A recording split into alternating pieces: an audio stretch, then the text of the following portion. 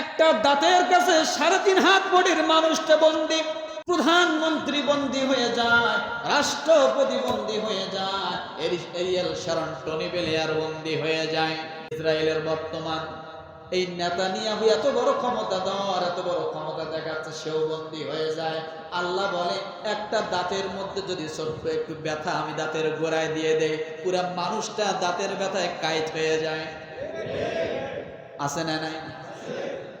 দাঁতের কাছে মানুষ বন্দী, কানের কাছে পুরো বডিটা বন্দী। একজন মানুষ ভালো শুনেছিল, এই মানুষটা হঠাৎ যদি শুনতে না পারে, মানুষটা বেকুল হয়ে যায়।